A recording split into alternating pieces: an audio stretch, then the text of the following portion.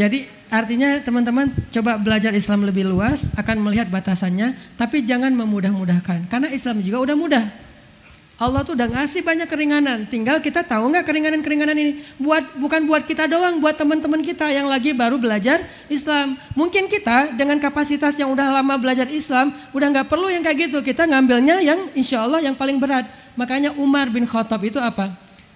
Syadid atau keras terhadap dirinya, tapi samahah, toleransi kepada orang lain. Ini Umar nih. Kerasnya kepada diri sendiri. Ke orang lain dia sangat pengertian. Kalau kita sebaliknya, pengertian banget kepada diri sendiri, sama orang lain keras. Harusnya kamu.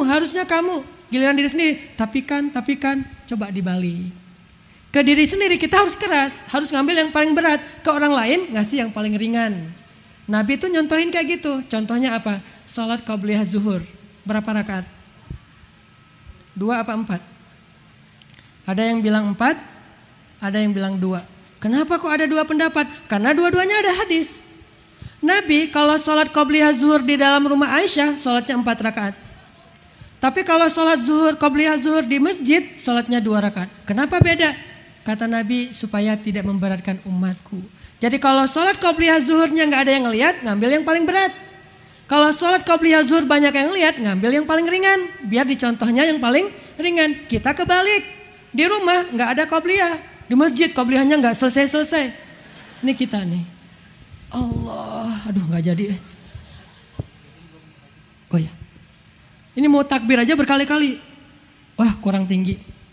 Wes, tutorialnya panjang nih. Kenapa? Dilihat orang lain, giliran di rumah santai aja. Berarti kita tuh keras kepada orang lain, tapi terlalu toleran kepada diri sendiri. Harusnya kalau di masjid, kalau misalnya kita public figure atau orang-orang yang dijadikan teladan, beri ruang yang nyaman buat orang lain.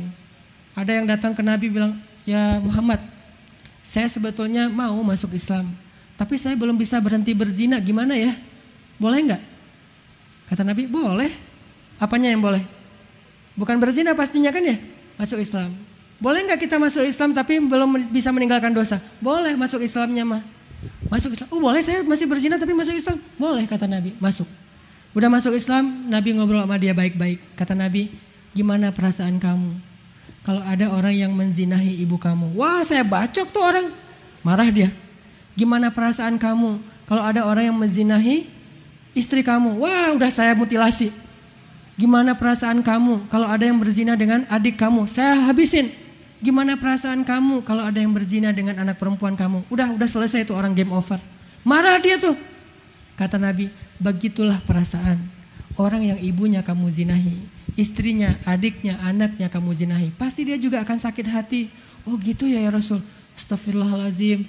Diusap dadanya oleh Rasul. Rasulullah berdoa, ya Allah, istiqomahkan dia, bersihkan kemaluannya. Akhirnya sejak saat itu kata dia, dulu zina adalah perbuatan yang paling saya suka, sekarang zina adalah perbuatan yang paling saya benci. Kok bisa? Mudahnya Nabi memberikan kebaikan untuk orang lain. Jangan langsung idealis harus sempurna, karena semua orang butuh proses. Jangan baru sholat udah dimarah-marahin. Kamu udah muslim udah berapa lama dari kecil? Kenapa sholat masih salah-salah dan segala macam? Dimarah-marahin enggak? Baru hijrah ya? Ya. Kelihatan sih amatiran. Saya lagi sholat sama teman saya di laut, habis surfing sholat. Saya lagi wudhu, teman saya udah selesai sholat. Cepet banget tuh sholatnya, cepet. Saya tanya, bro, lo sholatnya cepet banget sih? Ya beda dong kalau udah pro, kata dia.